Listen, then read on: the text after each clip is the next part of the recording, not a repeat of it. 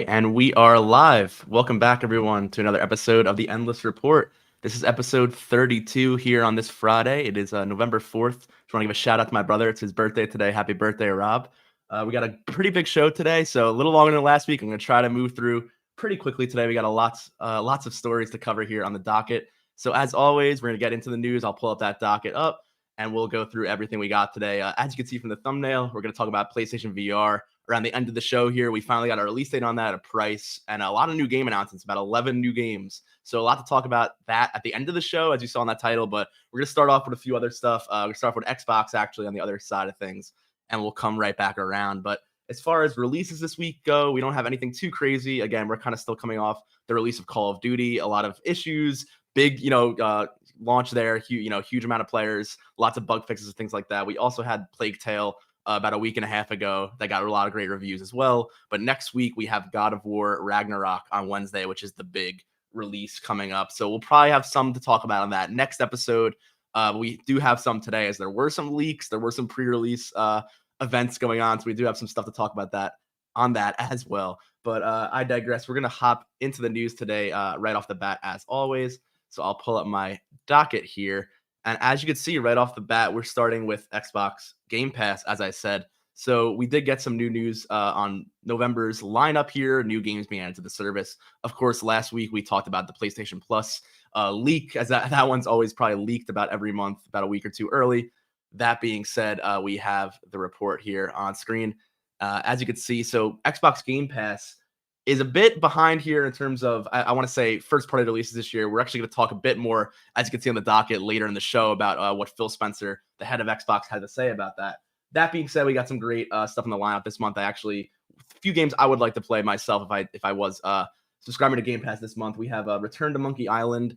We did talk about that a bit earlier in the year on the show, Ben and I, with a bit of the controversy from the fans on that game. Some people were not as happy with the newer art style. That being said, a lot of the fans of that series really enjoyed the new title. That, again, is out on Game Pass this month. Pentiment, the other big one there in the headline, that's coming from Obsidian Games. It has kind of this medieval, almost literature art style, if you will, kind of these old book painting animations inside the game. It looks very interesting, kind of medieval times RPG there. And then we have Vampire Survivors as well. There's a few more here. I'm not sure if they have any more listed in the article, but other than that, we have The Legend of Tianding, which is a narrative zombie experience. And we also have The Walking Dead: A New Frontier and The Walking Dead Michonne launching today. And then we also have Football Manager 2023 and Somerville. That's the one I wanted to note. Somerville was announced earlier this year, again, I believe it's Summer Games Fest. Kind of reminds me of Inside or some of those other side-scroller games. I believe it's from the same director, if I'm not mistaken. So very interested to see Somerville. I believe that's on November 15th. And that's about it here for Game Pass releases. It's just something to start off the show here with some of the Game Pass releases. And I'm seeing in the comments here, we're not seeing the agenda. I hope you're seeing this on screen. Let me know if that didn't pop up. It might have been a little slight delay on there. But I'm seeing it on my end here. That being said, we're going to continue moving on down that docket to the next story. This one was a bit surprising. So give me 1 second as I move our marker here, actually, as well. And I'll get that down to the next story. But this one comes fresh after that news of the Iron Man video game. This is Marvel and EA signing another multi-game agreement deal here, with this time Marvel rather than the Star Wars franchise, as we've seen with EA in the past. So another deal coming from the Disney side of things. Again, I think this is more on the Marvel Games side. It seems that Marvel Games seems to have a little bit more of their own autonomy here compared to the rest of, I'd say, Disney games and some of the Star Wars licenses. That being said, I could be mistaken on exactly how that relationship works, but it does seem like Marvel Games here is going out of its way, like it has with Sony, with Square Enix, with other studios, and it's making a multi-game deal here with EA. So as we talked about, I believe last episode or the episode before, I feel like I'm always saying that a lot, as we have a lot of recurring stories here, but that Iron Man game was just recently revealed. We actually got some more information on that, which I'll get into in a moment here. But we do know that that's been pretty far along. It is an open world, third-person action game, as you would expect from an Iron Man game, which sounds pretty exciting. That being said, it is not the only game coming from this deal. That was, I believe, EA Motive creating that game, but we also have another game that is going to be probably, this is the rumor here, take this with a grain of salt, based off of Black Panther, coming from the second game in this 3-game deal. That being said, the third game is still a bit up in the air. Again, these first two we're expecting in the next 2 to 3 years. The Iron Man game, which, as I said, I'll get into in a moment here. We have another article for the Iron Man game. Looks like it's coming almost, pretty imminently. Uh, excuse me. So we'll have to wait and see on those two. That being said, the third game is still, as I said, up in the air. We're looking at least past 2025 or further for that one. And the hero is also seemingly not decided yet and could probably change and, probably evolve over the next few years or so as development continues. So we're going to have to wait on that one. That being said, it seems like a very calculated move here. We have a quote here coming from Laura Miele over at EA saying, "We have an intentional, deliberate strategy to have a balanced portfolio. There will be Marvel fans who don't play other EA games." So this comes kind of after some comments of people wondering, are they going to focus more on their live service approach? Is there room for single player games? We've had in the past EA say they don't really think there's a future for single player games. That being said, it seems to they're taking a more varied approach. They're going from multiple different avenues here. It seems like a really good move for them. And I'm really excited to see what comes out of Marvel here, because I think obviously there have been some struggles in the past with Marvel, Star Wars games particularly, I should say. But I do think we're coming to a much better point in the saga here of these games. I do think a lot of especially tie-in games with larger licenses have always been a struggle, both for games, for television, for a lot of things. And I think right now we're going to be in a real renaissance, for lack of a better word, of tie-in games when it comes to Star Wars, Marvel, not just Disney, but I think large properties in general. You do see Disney, though, particularly, I should say, going up and beyond. We have them working with the Avatar property as well over at Ubisoft. Again, the Star Wars Jedi Fallen Survivor or Jedi Survivor, whatever they're titling that we have some news on that as well coming up later in the show. So a lot going on with Disney. And hopefully, I think this is going to be for the best. But that being said, I've kind of teased it a few times during me talking about this. The Iron Man game may be way more imminent than we thought previously. So as I pull this back up, we can see here, this comes from Tom Henderson over at Insider Gaming, who's been leaking a lot of interesting game stories recently, most recently that Bungie marathon story as well. But we get here, but only a month since Motive officially announced this Iron Man game, we got a post here on EA's website saying that the game marks not a long-term partnership and will be the first of several games. Again, that's what I reported here, but also that this may have playtesting starting very imminently. So we have some sources here revealing that playtesting officially started on October 31st to November 2nd and will be at EA's one-on-one playtesting at one of its studios. So that's going on right now if you're watching this live. That just ended over earlier this week. So apparently they were testing the new Iron Man game earlier this week with some one-on-one tests at the EA studio, and I guess are now going through some feedback. So I will say, before we get into this, or the speculation of when this game is going to come out, playtesting can mean a few different things. This could be very early playtesting. This could be a very early build. This could be much further along again than we expected. I don't think anyone really expected any type of playtesting to be going on at this point. I think from the announcement last month, it did seem like it was a bit of an early concept phase type game. We weren't sure how far along the development was, but seeing as we're playtesting a full build here, obviously there has been some work going into it in the past few months or so, give or take. We don't know how long this game's been in development. Again, that being said, I do think a 2023, 2024 more realistically seems like a window we could probably expect this game in. Again, we do have Marvel games from Insomniac next year with Spider-Man, hopefully still slated for 2023, as well as the Wolverine game. We have Marvel's Midnight Suns, as well, coming out. So there is a lot with Marvel going on. We also have that Amy Hennig Marvel project with Black Panther and Captain America, which we still don't know the name on that game whatsoever. There was no title revealed for that or release window. So again, there's a lot going on with Marvel, as I said, though I think, the sooner the better. There has been a bit of I wouldn't want to say drought, but I haven't said that over the past few years or so. And I do think that is still kind of going on with the launch of the next generation console. So I think I'm excited to see more next gen games, especially big blockbuster AAA games like these Marvel titles. So again, not much else to say on that. I kind of think we should move on here to the next one. But again, I am excited for that. It does seem like a good opportunity here. I hope that these games, especially with the knowledge from the past deals and the past experiences with these IPs, especially Marvel games, what's gone on with Square Enix, what's happened with Insomniac, I think, at this point in time, I think it's a very smart decision. So I'm curious, and I'm optimistic to see what comes from those games. That being said, we are going to bump over here to the next thing on the docket. As you can see, I mentioned a bit earlier, which is Star Wars Jedi Fallen Survivor. So I'm going to hop over to that next article. And the news here is not so much news, more so of a rumor That being said, I think it's probably fair to say that this is where this is heading, and I'll explain what I mean. So we did get EA's quarterly reports very recently. I'm not sure exactly where that Iron Man news came from. Maybe some of those leaks were related to these conferences.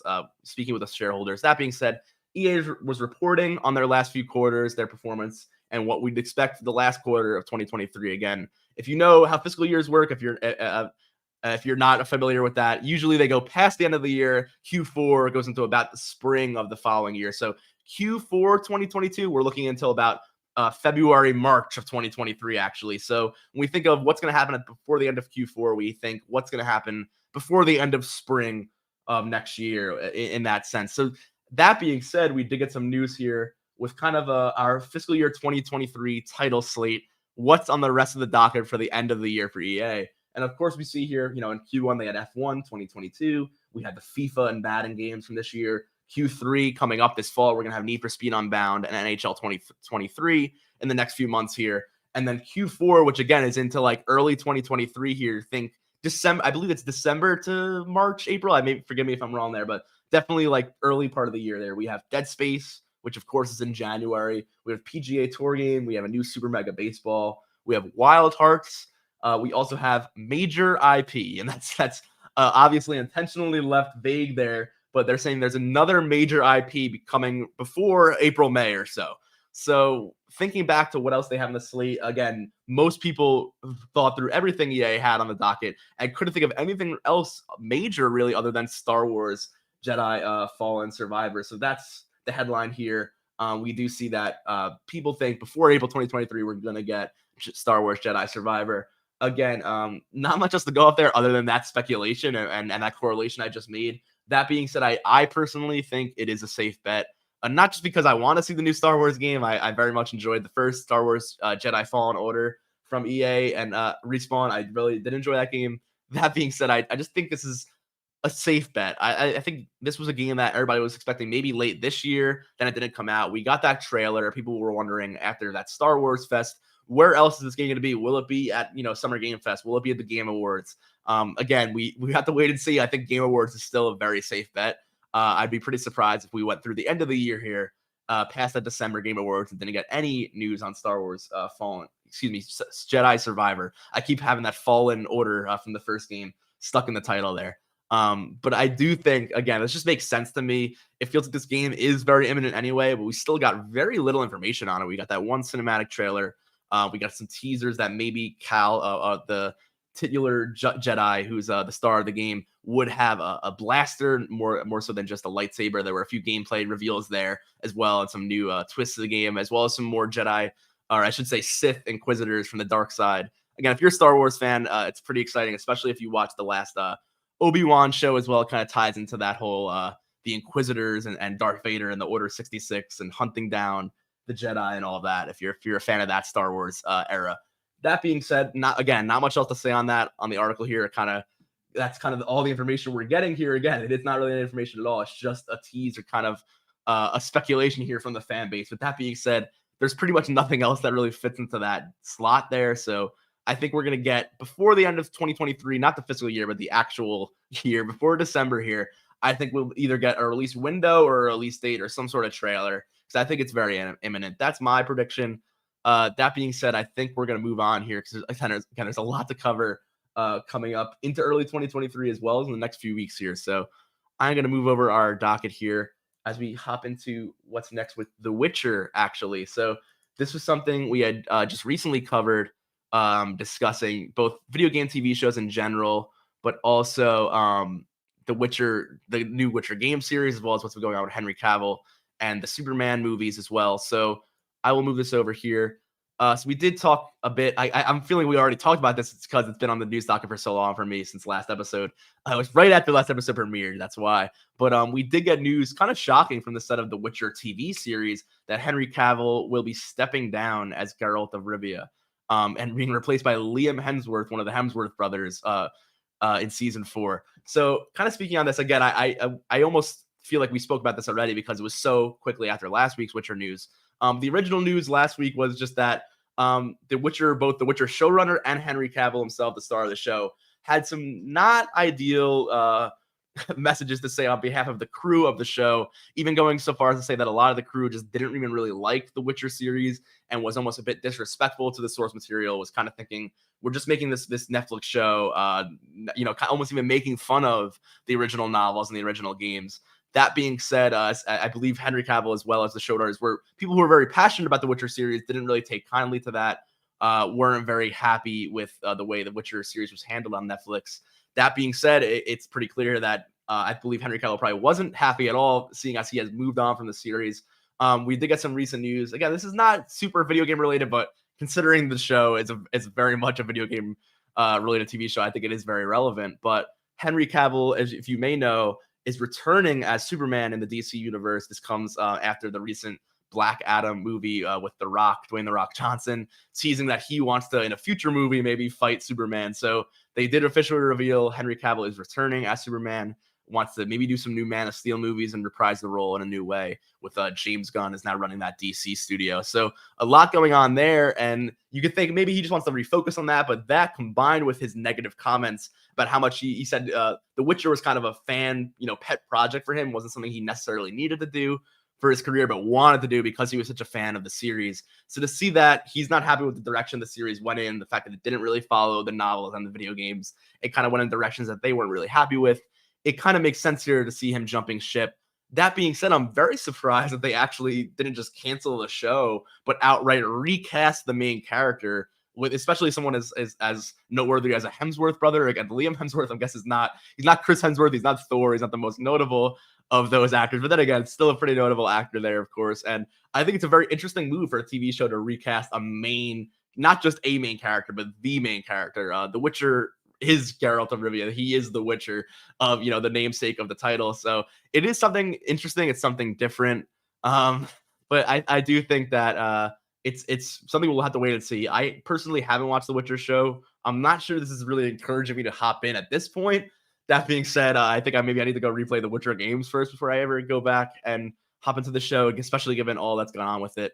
It's unfortunate given especially things that have gone on with other video game shows like the Halo show, which has had some turmoil and some rough fan reception as well. But that being said, I will talk about it later in the show. We got some release dates for some other TV shows as well. We talked about the Fallout show last week. We got some more news in The Last of Us. So definitely stuff to be excited there in terms of the TV space. But I thought this one was worth mentioning because it's just kind of strange. I think it's pretty interesting to recast the main character like that, and I'm curious to see how they'll handle the next few seasons. But I'm assuming if you're a diehard Witcher fan and you're really looking for them to be more out here to the books, maybe this is a turning point. But again, it's probably not for the best for this series, unfortunately. So kind of an unprecedented call here we've seen with this recasting. But again, good luck to those who are producing the show. Good luck to the fans of the series. But that is an interesting one. That is a tough one. That being said, I do want to move on here because we're going to get into a little bit more of, and as you can see on the docket there, The Last of Us HBO is coming up a little later in the show, but we're going to get more into a little bit of the Xbox side of things first, and then we'll come back around to PlayStation there. So I'm going to pull up our next few articles here.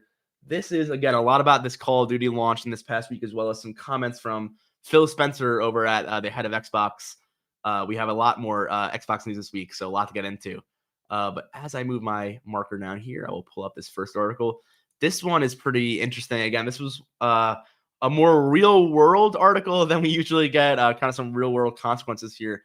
This is an Amsterdam hotel. The 5-star Conservatorium Hotel in Amsterdam is potentially considering taking legal action against Modern Warfare 2. And that is because there is both a campaign mission and a multiplayer map that is based on very closely this real life hotel. So I am going to play a little bit of gameplay here. I will mute it for myself, so it's not blasting in my headphones here, just to kind of give an idea of what we're talking about. I don't want to play too much of this as it is a bit wonky here with the internet. That being said, it's just footage of the multiplayer map and someone playing during a multiplayer match. And as you'll see, if that does get running in a moment here, I'll wait on that video.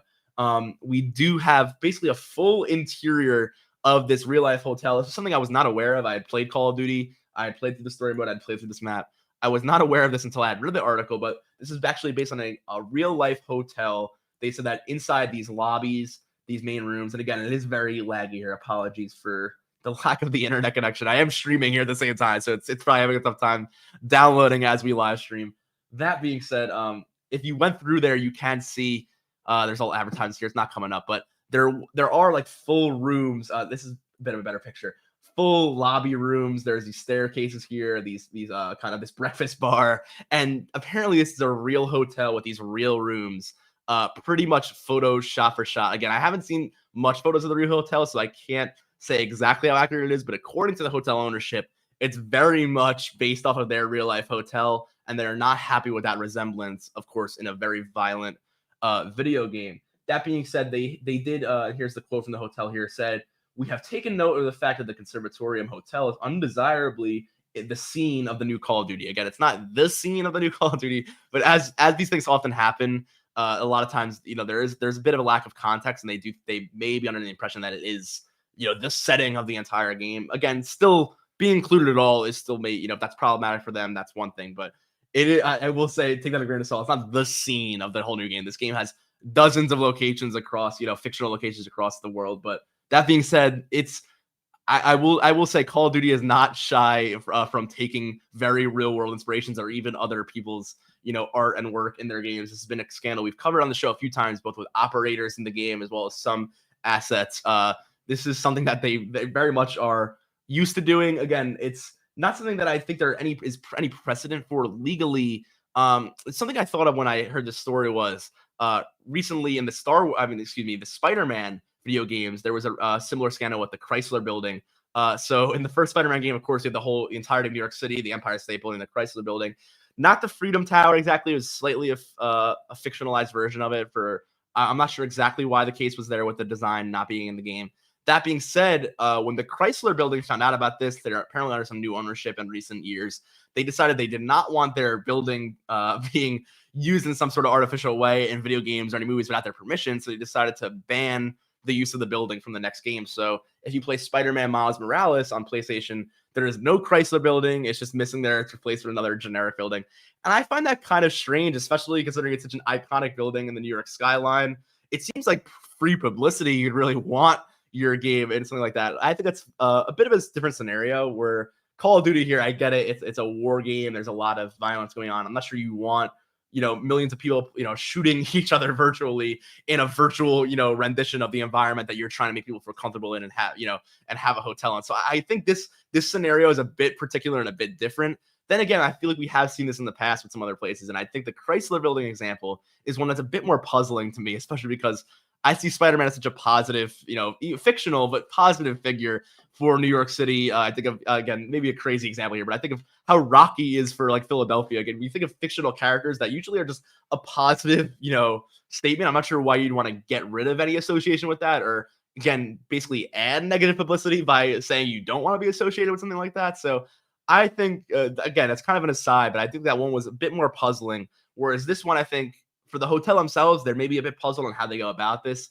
Again, what is the legal standpoint here? Are they allowed to have this fictional representation of the hotel in the game as long as there's no, official branding and things like that? It's kind of a gray area. There was also something earlier this week as well that I wanted to point out. I think it kind of tied into this, so I kept it kind of as a duo story. But there was an indie game as well who has designed around a horror show based inside of a fake IKEA store. The whole game is centered around you kind of being in a fake IKEA furniture store where there's these monsters and these zombies coming after you in that environment. And I think it's called Idea or something else. It's a fake name. It's not exactly IKEA, but very much is using the branding and all of that. And IKEA is going as far as to look for legal action in that case as well. I think there is definitely some precedent there, especially with the branding and the blue and the yellow logos and that and all that. That being said, in Call of Duty, it's just the building's layout. Again, they have a fake name here. I think it's the Greenbrier, the Greenberg Hotel or something like that. It's not the Conservatorium. So it's a bit different. You can see there, I think it's the Greenberg Hotel on that sign there. So it's a bit different. Then again, I think the question is legally, again, I'm not sure about Amsterdam's laws either and the laws there versus US law. What is fair use? How is that allowed or not? I think it's very much up in the air, and that's why this isn't a lawsuit, rather just kind of a threatening of a lawsuit, or rather we are prepared to take legal action, because I'm not sure they're even sure exactly what you do in this situation. That being said, that's about all I have to say on it. As again, I'm no lawyer here. I'm not sure what would come of this case. I do think it's interesting. I'm not sure morally how I feel about this. If I was a hotel owner or a hotel of private, an owner, excuse me, of a private business, I'm not sure I'd want a Call of Duty map just taking the layout of my store without my permission. I don't think I'd be happy with that either. So as much as I could see from both sides of things of fair use and creativity and wanting to recreate real life landscapes. I am on the side of the art where I think it would be cool to see things in real life virtually. I do think in these cases especially, it is important to get permission. And I think if they maybe have asked in a different way, maybe they wouldn't have got permission. I'm not sure, but I'm sure you could have also designed a very realistic hotel without it having to be exactly room for room. This real life one. So again, it's a bit of a mix up there with how I feel about it. I think it's an interesting story though, and I'm no expert on the legalese of it, so I wouldn't want to get too deep into trying to formulate how that would go down. But that being said, there was not just this controversy with Call of Duty. Unfortunately, there's a lot of missing features as well, and I could maybe personally talk on that. I think it's something I said with some other games recently in the past year or two that I think games, especially of this quality of this what's the word, popularity. One of the biggest Call of Duty releases of all time. It's one of the biggest games in the industry. Period. I think it's tough when games this high profile come out with so many bugs and missing features. And we could talk on that very briefly, but I do want to move on to some of what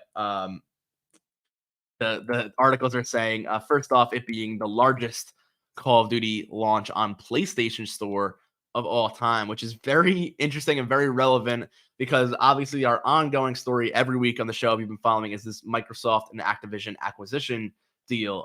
They've been trying to justify their acquisition of Activision for a while now. Again, if Xbox were to acquire Activision, they would acquire all of their rights and all their licenses, especially Call of Duty, which is basically, besides maybe Grand Theft Auto or some one or two other franchises, really the biggest cash cow in the entire industry. There's really nothing like Call of Duty.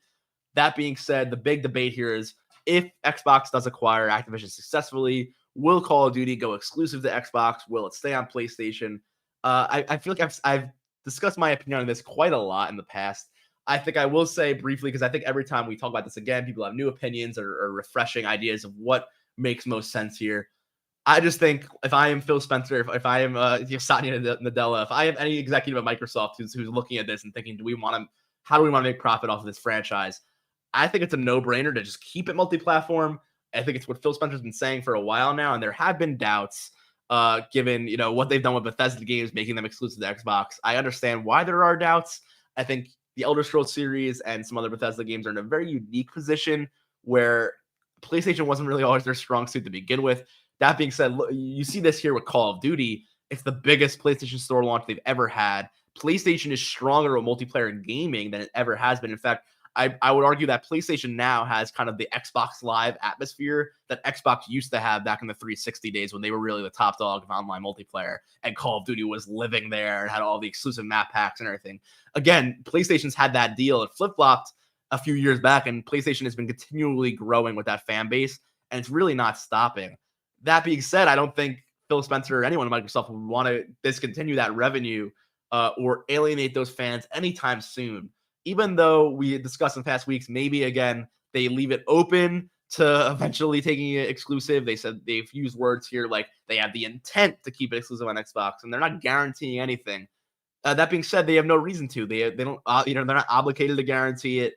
But it probably just makes more sense for them, given the again insane amount of profit that you're making from these millions of purchases on PlayStation. And again, they're not ever spending on Game Pass prices or just downloading from Game Pass, which may eventually happen for COD to boost Game Pass sales, but they're paying $70 at the box per game, and that's millions and millions of sales. So it's a lot of profit for Microsoft. It's a lot of profit for Xbox if that's the way things are going. And I don't think they see themselves, at least in the next 5-6 years, as they've said, as PlayStation will still have this huge player base that can't just migrate overnight, really. It makes no sense to just alienate them completely and to lose that insane, we're talking millions and millions and hundreds of millions here of dollars on sales by alienating that fan base and just keeping it on Xbox. So I do think whether their long-term goal is to keep Game Pass prominent, to eventually get Game Pass on PlayStation, as we've said in the past, is maybe their goal.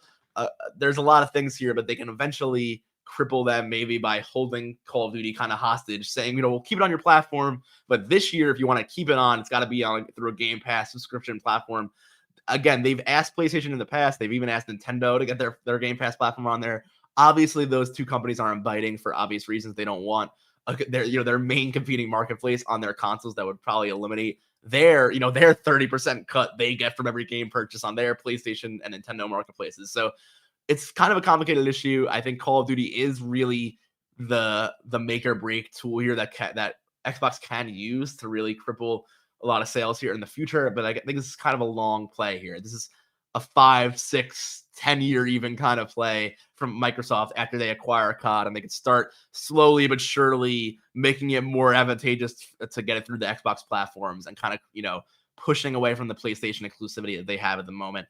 It's not something, again, as I said before, you can just kind of snap off that connection and expect millions and millions of PlayStation players that have kind of solidified this base here to just completely migrate it all by a Series X the next Christmas. It's not something that's going to happen with the blink of an eye. So I think whatever happens here, this is definitely a good headline for Xbox because it continues to, I think, muddy the water of them saying whether or not this is monopolistic for them to own Call of Duty. Again, they can continue to promise it's going to stay on. They have these high sales numbers. Look, it makes sense for it to stay on. It's great for PlayStation, great for us. And then, years down the line, once they own the property, they could change their mind if it's advantageous. Again, I think as I said 3 times now, I think it's mostly advantageous to just continue telling the truth of what they're doing.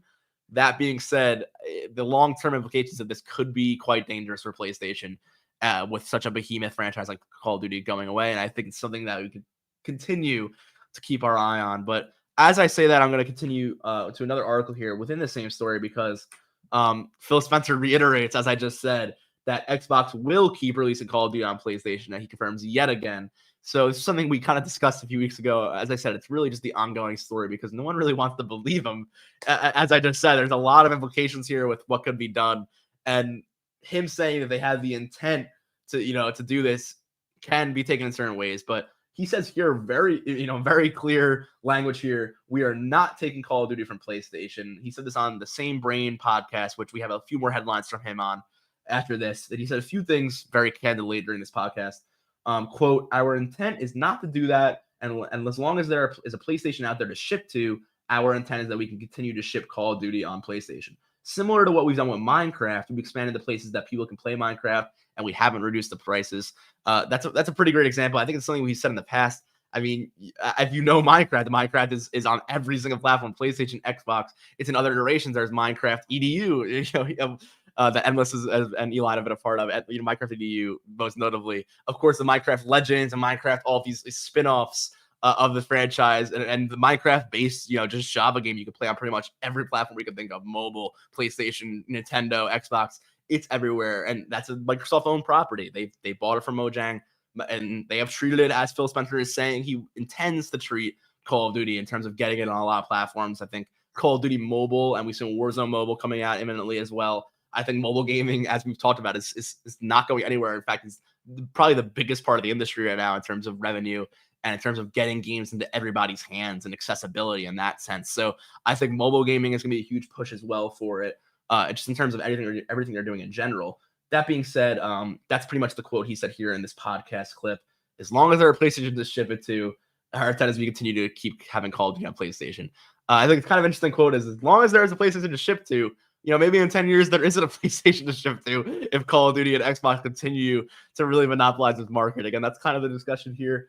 I don't think PlayStation is in danger of dying out imminently. I shouldn't be too dramatic there as I say that, but I do think that it's something to keep a note of, that when you lose these huge, monumental millions and millions of dollar franchises, it's not going to go lightly. It's not something PlayStation can just kind of eat and say, okay, that's fine, but we got everything else we got going on. I mean, Call of Duty really dominates the market every year, and it probably dominates both Xbox and PlayStation's profits every year from those releases. So again, it's not something to take lightly. I think these are conversations that, while they're just, Phil Spencer on a podcast, these are things investors are listening to, the market is listening to, and it is going to affect the entire gaming market for the next 5-10 years going forward. So this is still a monumental deal. There's a reason it still hasn't been passed through, and it's been going through all these regulatory, boards and all of this, scrutinization, for good reason. And again, I said this in the last story. I'm not a lawyer. I'm not an expert on whether or not these are monopolistic practices, but I would be very I think, naive to think there's nothing, that could be implicated here that would shake anything up. I think there definitely are big shakeups happening. So it's something to continue to keep an eye on. But I think there's one last comment from Phil Spencer in the same interview, and that is, again, on the similar vein of what I said earlier in the show, that Phil Spencer kind of admits, they use the word here, admits it's been too long since Xbox had a first party major exclusive. So that being said, we talked about, which I'll get into, as you can see on the docket coming up very, very imminently, Ragnarok, God of War is coming next week for PlayStation. That's the only real huge first party exclusive they have this year. Unfortunately, we were supposed to have Redfall and Starfield this year from Xbox, and both of those got delayed. Still, still a little missing out on those games at this point as well, especially because they would have been coming out imminently. I think Starfield was November 11th, so that's not next week, but the week after. That would have been very, very close. That's a game where everyone's really looking forward to if you're a fan of Bethesda. That being said, Xbox is hoping that 2023, including those two titles and hopefully some more, will be the year they kind of bounce back, as it's been something that we've been talking about for a really long time. I think even back towards not that it's so long ago, but the Xbox One generation, only 2-3 years ago, really. But even mid Xbox One generation, there was this draft from Xbox, and we were saying, well, hopefully Halo 6, which was going to be Halo Infinite eventually, or maybe a new Gears of War game, maybe some new IPs. Hopefully something can revitalize the Xbox franchise. That being said, I've said my piece on Halo Infinite on the show before. Not the ideal Halo game we were looking for. I think Xbox has unfortunately been in this spot for a really long time where they haven't had any major console exclusives that you couldn't get on PlayStation at all or anywhere else that really were those consoles selling huge, generation making games that really didn't happen last generation. And Phil Spencer's hoping that with these acquisitions, with some of these new Xbox Game Studios and fostering for a long time now, that this can really start to get over that curve, that COVID kind of hump that everybody fell into, that added time to everything. They can get over that COVID hump and just kind of get back into, pushing out some high quality games. We've talked about this a lot on the show, so I don't want to get too much deeper into it, but Phil Spencer basically said, and we have the quote here, one thing we definitely heard loud and clear is that it's been too long since we shipped what people would say as a big first party game. We could have had our excuses on COVID and other things, but in the end, I know people invest in our platform and they want to have great games. It's very plainly stated there. I think I could, I have to agree with what he's saying. Again, I'm a very much an Xbox fan, and I try to come on the show and not, be one-sided in terms of me only talking about the games I'm playing or the platform I'm playing. But that being said, it's tough with Xbox when I feel like I'm waiting for that exclusive games. I will play it on Xbox or a PC. I will go out of my way to do so.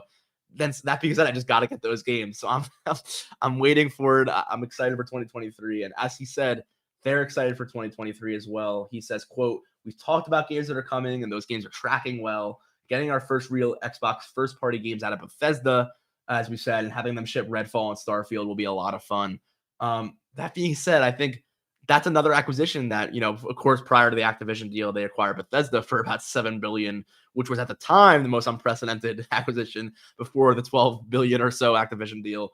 And even then, that was, at the time, I was saying that's great, and I'm happy those going to be exclusives, but where are the Xbox first-party studios? And again, I know Bethesda is one now. I'm just saying that they still operate somewhat independently. They have multiple studios under their publishing banner.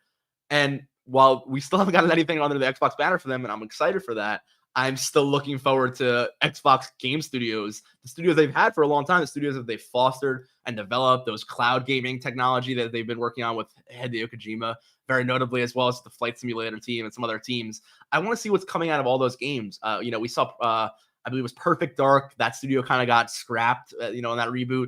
A lot of the titles that we saw were interesting, or reboots, or new, first-party Xbox projects. A lot of those either got scrapped or mismanaged, or with the Halo series were mismanaged, had to take people in, and they had problems then again. So I really do feel like there is a problem with how these first-party series are being managed, and I don't think that just relying on, every 5 years or so from, for Bethesda or Activision, your acquisitions to come out with these titles that they already had isn't the best strategy for first-party growth. I think you really need to foster this in-house, not just success, but collaboration between studios. I think what PlayStation's doing, again, I don't want to toot PlayStation's horn too much, but I really think that as a fan of Xbox, I wish they would do this more because I think it would benefit them. If they shared more between studios, we hear from PlayStation how Naughty Dog working on The Last of Us is sharing things with, Bend working on Days Gone, or Insomniac working on Spider-Man. They're all sharing tools, or got, Sony Santa Monica working on God of War, very imminently, with things like the photo modes or their animation work, or, things that just with the PlayStation 5 itself, saying we've worked in-house on this PlayStation. We can, share our, our knowledge on the console and some of the quirks and the ins and outs of the console with the other PlayStation developers, so it benefits all of us. And that's something that I think PlayStation Studios, at least outwardly and the way they promote it, seems to really do well. And it seems that all their developers, are singing the same song there, but they really like that collaboration. So I really feel like Xbox Studios need to get on the same page here. I'm not necessarily saying that Bethesda and Activision, again, the acquired studios, have to shake up their approach and their studio approach. Then again, what they've been doing, I have my own thoughts on their delays and how long their games take as well. So there's a lot going on there. But I think that at least internally at Xbox, there has to be some cohesion or coming up, or some sort of revamped way of thinking about this. And I think a lot of what they've been saying recently has sounded really good. A lot about collaboration and accessibility for not just developers, for the community to get involved in testing and being a part of this. It sounds good. It sounds like they're on the right track. I think they just really need to focus on what I always say is PlayStation's bread and butter, which is you need those games. I mean, I don't get me wrong. Like, they focus on community and accessibility and outreach, and these are all, very important tenets. I think building a great gaming, company and community around that. Then again, you also need the games to build around as well. You can't just have all of this, passion and this creativity based around, a console where there's not much, coming out that's really special to the console. So there's always a debate on exclusives, whether or not they're necessary or not. Again, third-party games do make up a lot of it, but I think as some, Xbox has noted their lack of exclusives since.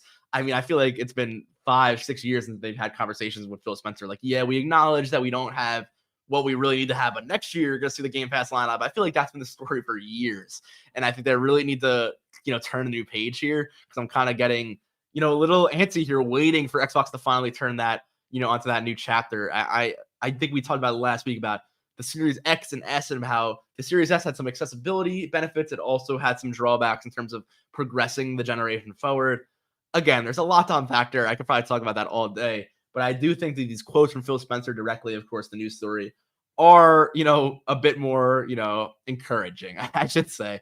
Not the best news in the world. Again, we're still waiting on a lot here, and I'm hopefully that, as they're saying here, holy crap, 2023 is going to be huge. That's what they're saying here on the article. So I tend to agree. I think 2023 is going to be a huge year. We see a lot of what I've said all summer on this show. You can look back every episode, that a lot of the drought post-COVID, a lot of that, developer, fatigue, especially with all these delays and everything that happened there.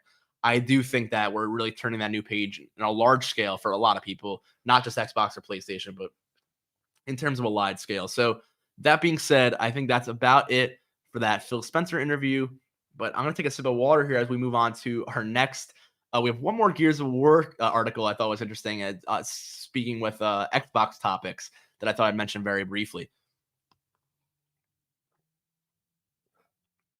And excuse me as I just take a sip of water there. It's a pretty long show to just continually talk through, but I do want to take a second as I pull this up. So as we can see here, next on the docket, we have the former Gears of War director. This is Cliff Bleszinski. Forgive me if I'm mispronouncing that last name. Doing an interview here, an exclusive interview with IGN. So I believe this was IGN Unfiltered, their podcast they do a lot of times with Xbox executives or Xbox figures here. And he talked a bit about his management of the Gears of War series. Of course, a former Epic Games series that was an Xbox exclusive, still being built by Epic Games at the time, but was eventually bought out completely by Xbox and formed the Coalition studio, if you will, based on the Coalition of Gears in the Gears of War franchise, to make some more Gears of War titles under the Xbox banner. That being said, Cliff Bleszinski gives kind of an interesting headline here in this interview where he says Epic Games didn't really know what to do with the franchise before selling it to Xbox, is what he kind of said. So, of course, I'm not going to go through the entire timeline on Epic Games and Xbox, but if you're not familiar with Epic Games, in a broad standpoint, Epic Games made the Gears series. They're, of course, the creators of the Unreal Engine as well, Unreal Engine 4 and 5. Most recently, they're releasing 2 iterations. They're also developers of Fortnite, which is, I think, if you're not, very into with all the, these studios, that's probably the most notable now for Epic Games because it's their biggest moneymaker, really. And of course, Fortnite, all the money they make for Fortnite allows them to invest in a lot of other projects. Of course, they publish a lot of other games. They also work, have done a lot of extensive work on Unreal Engine 5 and new, the Lumen and Nanite systems and all they talked about there. Again, a lot going on at Epic Games, but they really weren't always this behemoth that they are now, even with the Unreal Engine earlier iterations and some of their other the larger franchises. They've really grown exponentially since the launch of, I think, Fortnite especially really was that kicker. But a few other things as well, and a few of their other investments they started to make, as well as Sony investing in them. Again, there's a lot going on at the games we covered over the past year or so of the show. But that being said, at the time they said maybe they things were changing. They were moving forward with some other projects and some other things, and they didn't really know what to do with Gears of War. So we hear from Cliff Bleszinski here, quote, I honestly think once Lee Perry, the game designer for Gears of War 2, myself, and Rod Ferguson, the producer for Gears of War, all left production on the games, I believe that Epic didn't really know what to do with the franchise, he tells IGN. He further believes the sale helped Epic fund its future ventures and growth, which is very interesting, as I just said. He said they hadn't really shipped a game in a while. The Unreal Engine was doing rather well, but they were growing, and they probably needed the income, even though they didn't really know what to do with the future of the franchise. So it's very interesting he says that. I do think, as I just said, based on what I was just speaking about, at kind of the turn of their company focus at the time, it's interesting they felt that way, that things were going so well at Unreal that maybe they just thought, are we sure we want to invest in, we lost a lot of the main creators of this series. Do we want to invest in a whole new venture and rebooting the series, maybe slightly unconfidently when we have this great venture here with our engine and some of our future investments? I think maybe, the way he, I guess, contextualizes it is a little sounding like they had no idea what to do. But it seems like when your creators of the series that you're funding leaves, it seems like a kind of a smart move, at least in my opinion, as I read this, to then sell that to Xbox, make the profit, and be able to, put that profit into your other ventures. He says, quote here, another quote from Bleszinski. He says, as much as I loved, he said I want to reiterate that context there. He said the only person to call him about the whole sale was Xbox's Phil Spencer, who we just talked about, the current head of Xbox. Bleszinski said, as much as I loved Tim and Mark Rain, who are the VP of Epic Games, and we're still in touch, but when the IP was sold to Microsoft, the only phone call I got was from Phil Spencer, right? And that's Phil. Phil is, to say, a gentleman and a scholar. So he's giving a compliment here to Xbox. I find that interesting that he didn't even speak with the owners of Epic Games. That being said, I think, maybe there could have been, he did leave the company. Maybe there were not, the best of relations there between him and Epic. I don't know the context there. I don't know much of the context on the other half of his career as well after Gears of War. I knew at the time he may have not been at the best of I think opinions with Epic Games. I'm not exactly sure how they if they had a falling out or anything like that, but again, that could play into it. I'm not exactly sure. He did also say in this interview though, he said, I will say with the latest ones, at the end of one of the recent ones, they made the player choose between the characters, who lives and who dies. And I said, really? We committed to, I don't want to spoil anything, we committed to character deaths, we committed to other character deaths in our story. And he said, the coalition may have painted itself into a narrative corner, according to Bleszinski. So I didn't want to read out the character deaths he just mentioned, because I remember those characters dying when I played the original Gears of War series, and I don't want to spoil that for anyone else who hasn't, if you weren't reading what I was reading on screen with me. But he did say he wasn't a fan of the newer games giving he kind of called it a cop-out, basically, saying that he gave them, the players, the choice, and then it kind of ran them into a narrative corner, because now the future of the games, you have to then decide anyway who actually did die, because they're, the choice of the player is going to have to matter in the future games as well. So again, he's kind of just being, it is his franchise. I understand why he's being, he's being a bit, I wouldn't say nitpicky. That's pretty much a fair concern if you're the creator of a franchise. But then again, you did leave he did leave the franchise, and that is how things went with Xbox's management. That being said, as I said before, Gears of War is, still a first-party title, even more so now under the coalition, coming directly from Xbox. That being said, the last four, I think Gears 4 and 5, didn't have not bad receptions critically, but I don't think they had the big AAA blockbuster release, drops that Xbox wanted them to be. I don't think they had the sales numbers of something like a Halo or a Call of Duty or anything even close to that, or anything like Gears of War had in its heyday of like the Xbox and the Xbox 360 days. So that being said, I think it was interesting to note, this came out this week, surrounding all that Xbox news and how Xbox has kind of been discussing where they've been in the past and how they're restructuring going forward. So again, I spent about probably a half hour, probably the whole middle of the show on those two Xbox stories, but I do think they are relevant.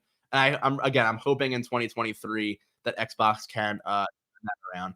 That being said, I do want to bump into what is happening very imminently on the PlayStation side of things, and that is, of course, with the imminent God of War Ragnarok. So we got a few things this week from God of War. Nothing really crazy. Again, I don't want to get into any spoilers or anything like that. I'm actually very much looking forward to playing this game. So I've been avoiding anything on the internet. But as you will see with our first article here will pop up, that God of War has completely leaked online. So I'm very much trying to avoid seeing anything on the internet.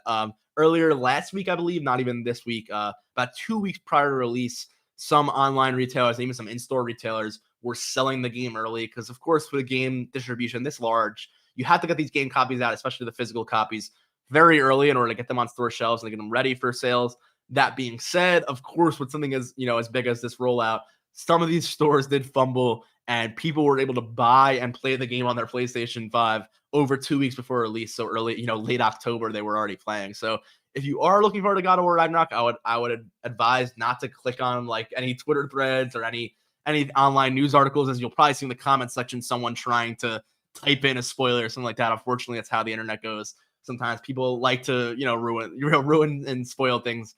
Unfortunately, it's kind of the nature of the internet. So that being said, the developers and of course the producers of the game are not happy with this. Of course, it wasn't their intention for this to be the way this happened. But going through here again, there's not much to talk about here on this article other than some of the reactions from the developers. You can see here this short meme from Corey Barlog, who is the director and the writer of the first God of War, and is now the executive producer on Ragnarok. He tweeted out this kind of sad, longing image here, just sensing his disappointment with what happened. He also had some choice words, actually, and I won't say much. He did use a bit of some choice language here. I won't repeat on mic on the camera here, as we do try to keep it family friendly here on the Endless Report. But he does say that a retailer selling the game 2 weeks before release, just so disappointing. Sorry to everyone that you have to dodge the spoilers if you want to play the game fresh. Completely blank and stupid. You have to do this. You can probably guess the word he's using there. This is not how any of us at Sony Santa Monica wanted things to go, of course. So he said he did make a kind of a side comment. He says a bit of a slight at Call of Duty, who most recently had their whole disc just be a 70 megabyte installation file that didn't even actually have the game on it, because that Call of Duty is 100 gigabytes plus, way too big to fit on a disc. That being said, he did make a joke. He said if only we had one of those games where it was just an installer and they couldn't even have played the game early, they would have had to wait anyway. That would have solved all these problems. A lot of people were criticizing that comment, taking it kind of literally, and he said, just to be clear, I was expressing my frustration there. I'm not advocating for selling a game without the file on the disc. He goes, I'm just beyond frustrated. I feel terrible for our team, and the whole ordeal, is incredibly stressful for us all. He said they're taking a mental health break time for the studio. So again, a very unfortunate for a studio to work years and years and years on a major project. That's all that entire company, everyone who works there, is focused on. And then for 2 weeks before this big, reveal, this showcase, as all the reviews are about to come out in a week or so, this happens to them a week before the reviews even drop, which is just unfortunate. They did have this message here from the team, really reiterating a lot of what I just said. I don't want to speak, get too in depth on a lot of that speak, but again, they said, asking the fans, please be considerate, try not to repost or share these clips around the internet, and try to make the best experience for everyone going into it, whether they're going into it blind or even whether they're excited or not. They're trying to mitigate this issue. Again, not much just to say on that. It's just unfortunate when you see pretty much everything on the internet, not just video games, but anything get leaked early these days. It stinks. Even with new movies, people are excited to see that trailer or that or just that that sitting in that movie theater and that video game, or reading a new book, whatever it is. Not just movies and games, but to see that thing for the first time, it's a special feeling for a lot of people, and to have that ripped away, it is unfortunate. And I do think spoilers are, it's one thing when you have a friend of yours, somebody says, oh, this person dies at the end of the movie or something like that, right? But it's another thing now with the internet that you can go online and just see a screenshot or like a video of something so intense and so spoilery that you couldn't even imagine or even really comprehend if someone told you, and it could just completely ruin the whole game, because now you're waiting the entire, especially with video games like God of War, which could be 30, 40 hours, not like a 2-hour movie. You're waiting hours and hours of all these story developments and these twists and turns, already knowing that big twist. It's really unfortunate. Again, some people like spoilers. I'm not that type of person. I like to go into things fresh and to enjoy the story for what it is and for when it's presenting to me and when it wants to surprise me. So I'm gonna make, I did my best, picking up all these news articles not to read anything, and thankfully I didn't read anything that was ruining the game. So, for those of you who don't want to see any spoilers, I would advise the same. That being said, I believe that's it for reactions. There was one more thing for God of War this week, and this was just a commercial, a little trailer. I'm not going to play any of the sound or just kind of skim through this, but I thought something we talked about a lot this year was Sony's marketing budget. Where were their Sony State of Plays? Where were their big conferences? And this is a bit of a joke, but I thought, oh, here's where all their marketing budget went. Of course, probably not. I'm sure there was much. There's a lot going on this year, a lot for PlayStation, but we see probably a pretty expensive commercial from them here where they have a whole God of War promotion here with, excuse me, that audio is going to my ear for a second. But we have LeBron's names there. We have John Travolta. And of course, we have Ben Stiller here. I don't know why I was losing my train of thought with Ben Stiller's name there. So I've seen a lot of definitely know who Ben Stiller is, but just kind of he's lapsing my mind. But a bit of a funny trailer here. Again, they have about 30-minute slots. They're playing a bunch of huge. They're playing during the World Series. Pretty high profile commercial here, but a bit of a fun nice little thing they did for with some celebrities here. Again, definitely comes into the big marketing budget there for God of War. People were wondering where all the God of War promotion was. Again, we didn't see many trailers for this game, especially earlier this summer until that God of War Game Informer cover. There wasn't much coverage in the game at all. People were wondering, is it still coming in 2023 was the big question. Eventually, okay, they managed to get it out. It probably maybe if came out of the wire. I'm not sure, but with all games these days, those delays can come at any moment. There's a lot going into it. Thankfully, they were able to push it out this year, and you can see all that marketing is definitely coming in full swing now as the week approaches. I've seen a lot of God of War promotion, both online and even on TV as well, and that kind of came to a head here with this very star-studded commercial here. That being said, there's nothing to cover there news-wise. I just thought it was something to note with all the God of War coverage that, again, things are ramping up, even with all the leaks and everything that this game's gone through this year. It is exciting to see one major, first-party release come out and for PlayStation to have an exclusive. That being said, I'll be playing it probably next Wednesday. Maybe I'll give a little bit of my thoughts briefly on the next Endless Report. But that's pretty much it for God of War today. I do want to continue on with the rest of what we have on the docket.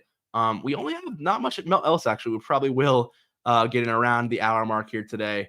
But this was something I did briefly mention earlier. I did not. I held out on actually saying the release date, but we got another release date here for The Last of Us TV show. And not another, this is the first release date, but I feel like I've been talking about this show a lot on screen. But that being said, this is definitely something worth noting. So we get a full poster here for The Last of Us with that, straight from the game artwork title there, exactly like the cover of the game.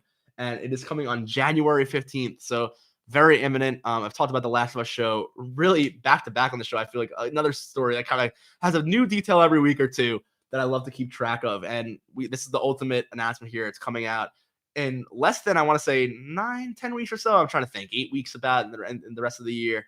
So not much more time to wait here. It's going to go by pretty fast. I'm assuming throughout the holiday season. And this is a show I'm really, really, really looking forward to, especially with Game of Thrones ending on HBO. I need another drama for HBO imminently. I think this is definitely going to fill that void for sure. Again, I said a lot about the other video game adaptations that unfortunately weren't ideal in the past few years. I really think, as I said, in contrast to Halo and The Witcher and some other series, I think this show, The Last of Us show, I think even the Fallout TV show we talked about last week as well, of course, are things to really get excited for in terms of video game adaptations really being taken seriously and being given, not only the budget, but the wherewithal and the resources and talented crews who obviously seem like they have a love for the IP and a love for the franchise and are going to do it justice. We do know that the people who are doing the special effects and the visuals for the clickers and all of those prosthetics and everything are the same person who worked on, I believe, Stranger Things and on Chernobyl with Craig Mason, who's also show running this show as well. So I think the special effects are going to be crazy, especially as well as the 3D and the visual effects on the digital side. I think, of course, we already know the cast and the crew and the production crew. We have Neil Druckmann, the original writer of the Last of Us games, working alongside Craig Mazin and some of the HBO showrunners here to make this happen and to write the scripts. I said this millions of times, and I feel like over the past year, it's a recipe for success. I'd be shocked if this came out in a subpar manner or wasn't. was anything short of like a really good show. Just given it's HBO, how they've used everything in the games down to the fonts and the music and some of the in-game textures and assets being used for the real life, like you know um, furniture and walls, the matching in-game objects. It's really crazy how accurate it looks, and I'm just again very excited for it, as you can tell. That being said, it's not all roses and daisies here for PlayStation. I do want to hop back actually because I almost skipped over this article. We have some not so great news for Sony on PlayStation Plus.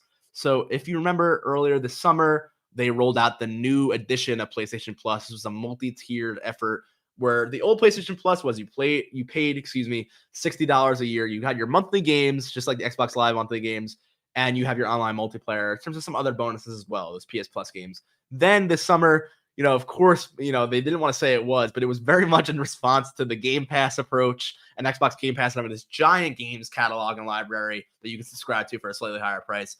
PlayStation came out with the new PlayStation Plus that had 3 tiers: the basic, traditional PS Plus tier, the extra tier, and the premium, I believe. Excuse me. But the premium tier, included not only everything from the extra, which was a whole games library. We had all these PS4 and PS5 games that you could download instantly for free. Excuse me, as well as the PlayStation Classics catalog that they added on the premium tier, which includes some PlayStation original games, some PS2 games, and even the ability to cloud stream a lot from PS2 and PS3, which you just can't play out, unfortunately, on PS4 or 5 right now. They haven't gotten that PS3 cell processor backwards compatibility working with the way that PlayStation 3 worked. That being said, there is a lot to offer there. I wouldn't say it's I don't say it's not as good as Game Pass, but there definitely is some parity there. But that being said, it hasn't been the most successful venture for Sony here, as we see that Sony has lost nearly 2 million subscribers from summer to now in terms of that, since that service revamp has went live. That being said, Xbox is not on the track they want to be either as well, but they have seen a bit of growth. So I believe since the last metric they posted for Xbox Game Pass, they wanted about a 60% growth, I believe, in the last year or two. They've only gotten about 28 to 30, I believe. Again, I'm not exact on those numbers, but Xbox has been slowly, improving in terms of their retention rate, just not as much as they'd wanted to. And again, we have Sony here even kind of falling in terms of their online, retention rates for their Sony PlayStation Plus subscribers. That being said, PlayStation sales are booming right now. I believe they just passed like 25 million units, so which is really something else for a console this young, in its life cycle. But they're just basically trying to keep up with that production, and production is still increasing. It's still getting better. And you're seeing PlayStations actually on store shelves now. It's not like it was a few months ago where they were almost impossible to find. It's still a little tough, but they're really ramping up that production now and still selling like hotcakes. That being said, the PS Plus rates aren't as high as they have been. PlayStation's hoping that again, they're hoping that this new PS5 engagement is going to improve things, because a lot of this, I think, is players still not being able to purchase a PS5. They're players that had a PS4 or maybe just ending their subscriptions and not renewing them because they're either waiting to play a PS4, buy a PS5 or something of the like. We have to remember that not everyone who has these consoles is buying every year and is gaming very regularly. A lot of people are casual gamers who will buy when a game comes out, maybe not renew that online subscription for a while until something else really catches their eye and they want to purchase it again. So you have to take that into account. We see that it's been a slight decrease here since June, and we're hoping it's been a decrease of about 4% at around 2 million users. And they're hoping that they can increase the number with the higher production of PS5s as more and more people adopt that, especially this holiday season. I think that'll definitely help over Black Friday and the holidays in December.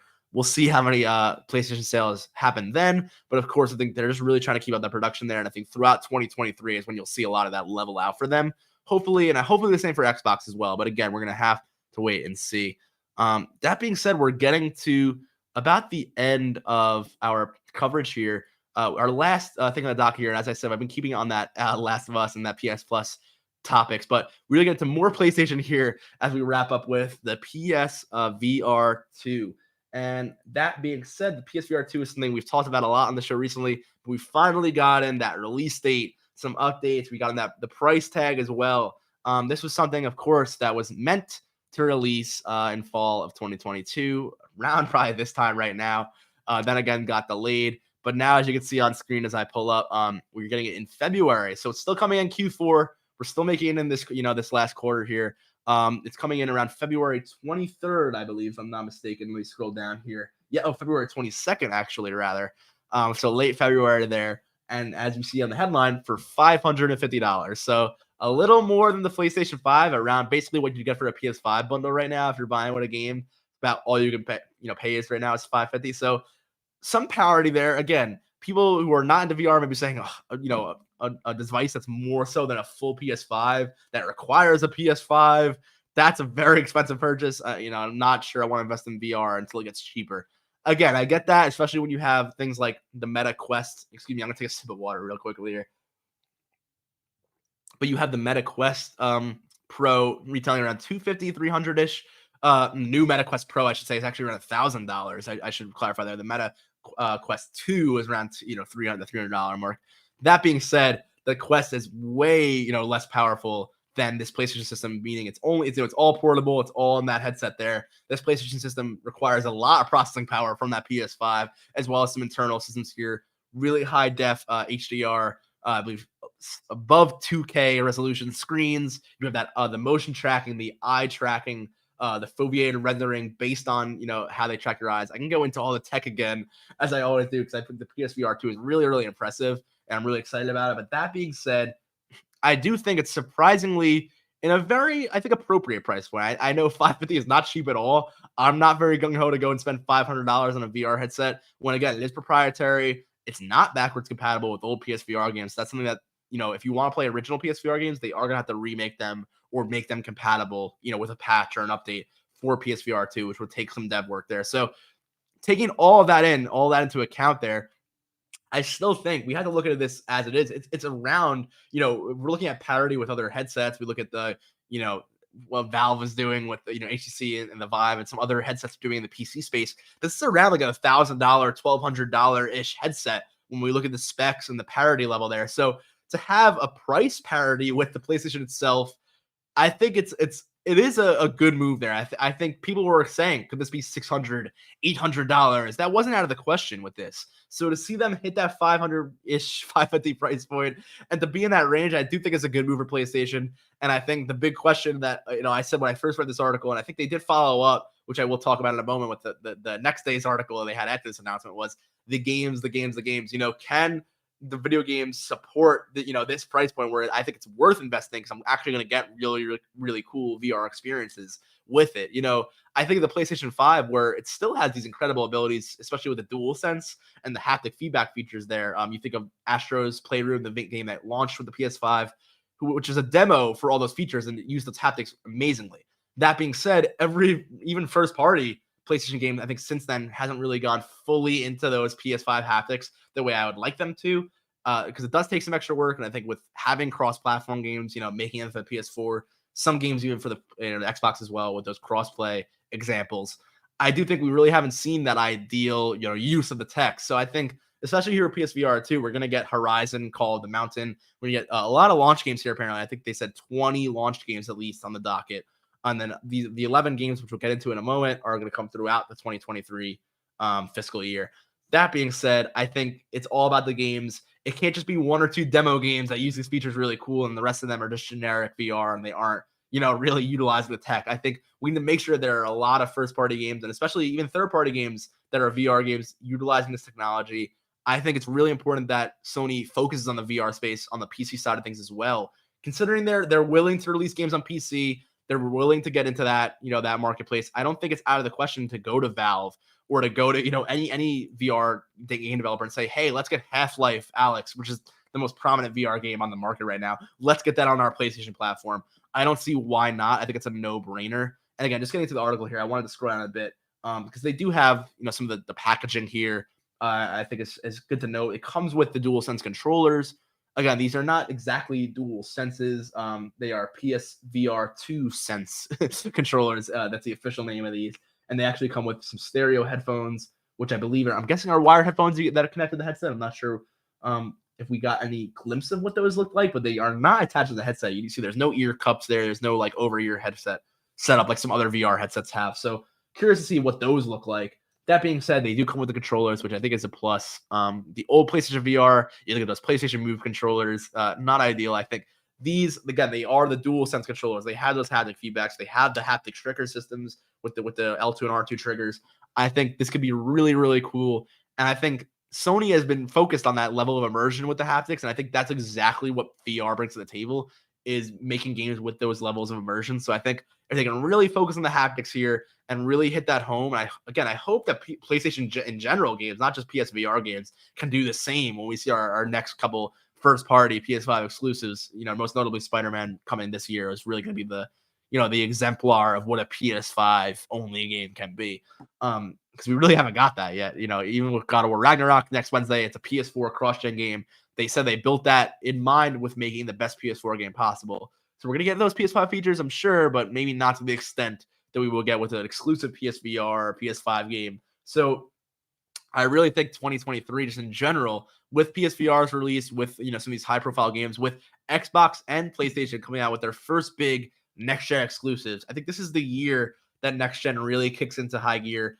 They're becoming available in stores. I think this is the holiday, as I said earlier, that people are actually be buying these consoles en masse, not as sporadically and as difficulty it was. I'm not sure that's a word with that much difficulty as compared to the last few years. So again, I think it's all a good turning point here. We also see another charging station here, which I think is interesting. I do have the controller charging station for the regular DualSense controllers. I think this is nice. You can put your two VR controllers down in that little, nestle there with a little click-in function instead of having to plug them both in individually with a USB-C cord. Probably not ideal. So I think if you are investing all the way, $550 into VR, as minor as this may seem, and as kind of extra as this may seem, I think I actually would probably go with the extra $50 here. It's another $50 for this charging stand, just because I think if you're going to regularly be VR gaming, I wouldn't have to constantly be charging one or two of my controllers at once and having to wait to plug one in, take it out, plug another in. It can be a lot of downtime in between playing. I think it would be nice to just pick up both controllers from their charging stand. They're ready to go. I think that's probably something that would be appreciated if you're a VR player. That being said, we did get a little bit more information on Horizon Call of the Mountain, which is going to be coming, I believe, on launch day. That's confirmed, as well as 19 other titles, 20 launch titles that are planned. They said additionally they have about 11 titles coming out beforehand.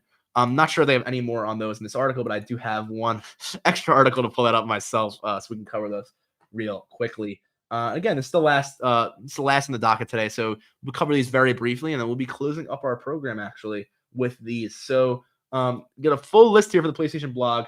These include Crossfire, Sierra Squad. So in the Crossfire shooter series here, we have the Light Brigade, Cities VR, Enhanced Edition. We have Cosmonious High.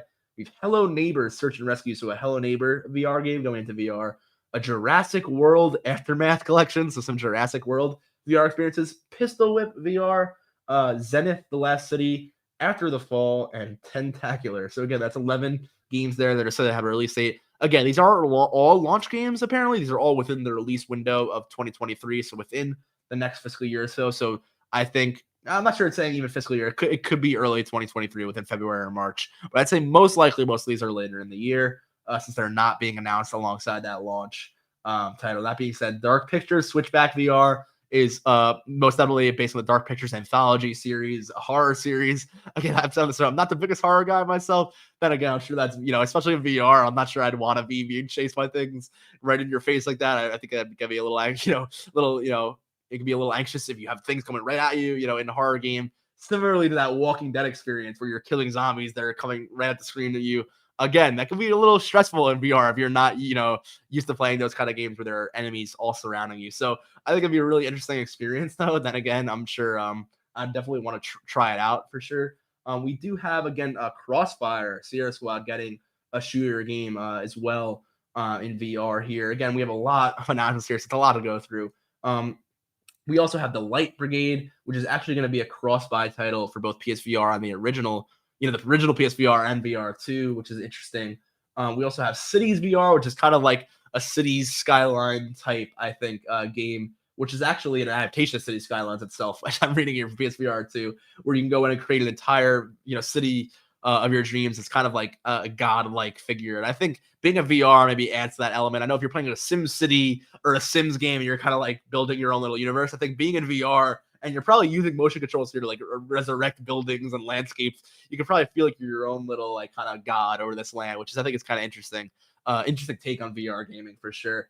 There's a lot of games you wouldn't really necessarily think, your first inclination would be, oh, first person, shooter type game, because that's where you had that first person VR perspective. But when you think about it, a lot of third person game modes could really, I think, be well suited to this VR perspective. Again, I'm kind of, running out of things to say here. There's a lot of VR titles that were announced here. Again, a lot of existing series, like we have Hello Neighbor here as well. Going to be a cross buy for PSVR and VR2 as well. And then Jurassic World collection. Again, I'm kind of just going through everything we've covered here.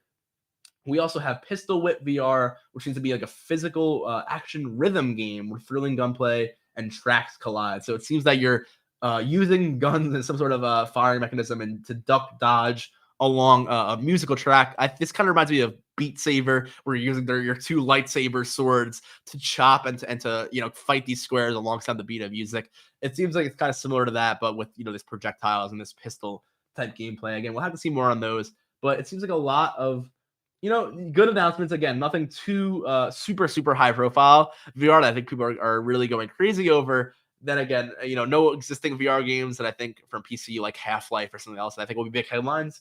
That being said, these are all look like pretty promising titles. Again, another looks like a zombie shooter here. Very similar to that Walking Dead title, actually. And as well as Tentacular, the last game, we have some cartoony titles here as well. Again, I'm just kind of scrolling through this article here. There's not much else, I have to say in terms of the VR announcement. That being said, come February, I think I am pretty interested in the PSVR 2. Personally, I'm not sure if I'm going to be acquiring one. I think that's a big question for me here. Again, I have a PS5, so it wouldn't take that extra purchase here. It would just be a standalone purchase. That being said, pre-orders do open November 15th. So you can apply now. I think if you want to get like a pre-order invitation, I guess if you're a PlayStation fan and you're not sure, you can apply now if you want to get into that, raffle there or whatever you will. They'll contact you for an email. That being said, it's November 15th when the orders go live. I have until then personally to decide. I guess I think I'm still up in the air about how I feel about it. If I need to get a PSVR to launch, I'm not sure. Then again, I am very passionate about VR gaming. I think it's really, really cool. I taken some VR. I've been lucky enough to do some VR stuff in college as well. Some interactive media courses I took in college, and I got to use a lot of VR headsets at the time. And I realized, as someone I'd only used like the phone, plug your phone into a screen VR headset before then, I had realized when I used a lot of the PC headsets that the level of like I'm losing the word here, but kind of disbelief that you really feel like you are in a virtual environment is almost really surprising the first time. It's very surreal. I think even if again, like as someone who's tried some of the portable VRs, even the Meta VR headsets, I think it's really something else when you see a PC attached, like high processing power VR simulation, when you have a really high processing power like game going on in those headsets. I remember I was playing just something like a ping pong simulator. Forgive me, developers of that ping pong game. I'm forgetting the name of the ping pong game, but it might have just been Ping Pong VR. It's very basic. But when I was just looking at the finger tracking of the controller, and you can go like this with your finger and see every one of your fingers follow the camera, it was really something else. And I saw when I was hitting that ping pong paddle, it was exactly, spot for spot where my hand was. There was no discrepancy in the motion. It felt so fluid and so realistic. I started to forget that I wasn't actually holding that paddle. With a lot of other VR games, you get that similar effect, but there's a little bit of like that delay and that latency, and you feel like that disconnect between yourself and the virtual version of yourself and the hands moving. Then again, in modern VR, that is not really the case. As VR continues to evolve, I think we're going to see more and more of that parity with, your real life senses, and it gets more and more surreal, more and more kind of weird and science fiction-y that you really feel and believe that you're in this other, environment. So I'm curious to see what the eye tracking features with a lot of what's going on with the motion tracking and the haptics and the dual sense haptics in these controllers.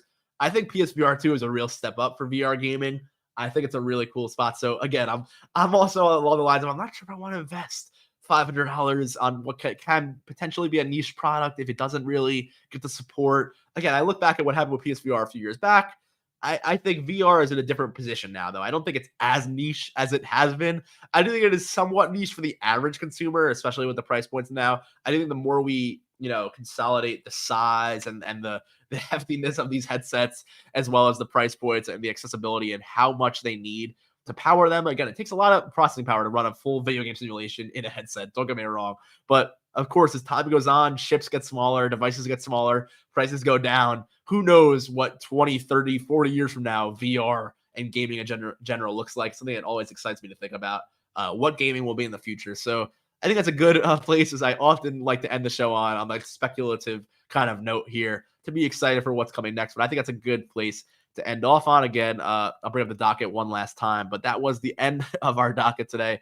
That was our last story to cover, as it was, you saw on the thumbnail, maybe if you tuned in earlier. So that's about it for our news this week. Again, we do have a lot coming up next week. Of course, I'll stay tuned on that imminent God of War release. If there's any other stories around that, I'll let you know.